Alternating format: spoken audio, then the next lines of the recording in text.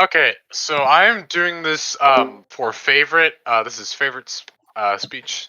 So he wrote, and quote, "For this HUBtalks segment, I will be sharing about the destruction of Korvax Prime introduced in the Sentinel update.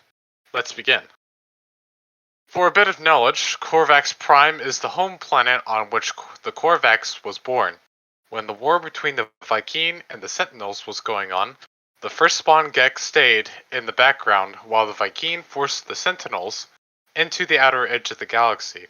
When that happened, the first Geks acted on their chance and invaded Korvax Prime.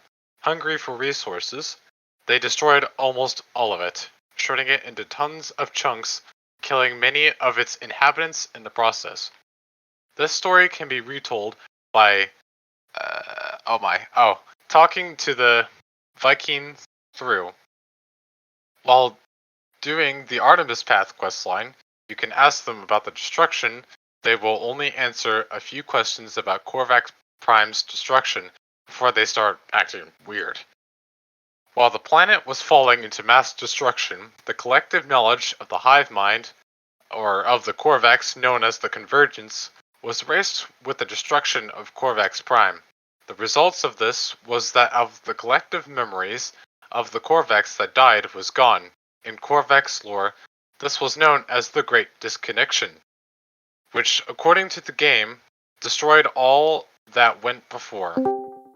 After the planet had been obliterated, some of the remaining Korvax were enslaved by the Gek, referred to as an act of mercy. When the not enslaved Korvax died on the other planets, their parts were melted to be used as metal for the Gek.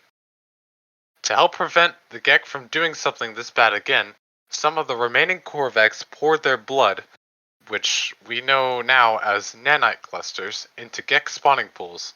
As a result, this altered the Gek's genetic code and made them more humble in another universe.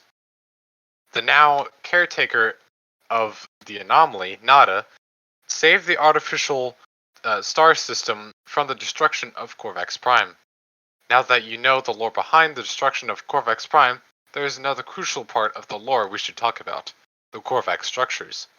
These monoliths, the plaques, and the ruins, which all hold bits and pieces of the sections of the Korvax lore, the monoliths are Korvax-created structures that experiment on players. If you successfully complete the experiment, you will get a blueprint, or in some cases, a warp cell. If you do not complete it successfully, then you will take damage or reduce the standing with the Korvax. If you give a Korvax casing to the monolith, it will locate a portal. The plaques tell the players about Korvax research progress and wonder about the purpose of creation. The plaques describe the lore of the Korvax point of view most of the time. The plaques are one of the main ways the game tells us about the lore. Korvax ruins hold crucial information regarding the Great Disconnection, also about the Korvax echoes and how they made the Korvax as they are now. They usually contain about 2 to 3 knowledge stones that can teach you the Korvax language. They also have a chance of giving artifact fragments or a large artifact crate. This was the lore behind the destruction of Korvax Prime, seen throughout the No Man's Sky universe, and a crucial part of the lore behind the Gek and the Korvax. Thank you for watching this HUBtalk segment.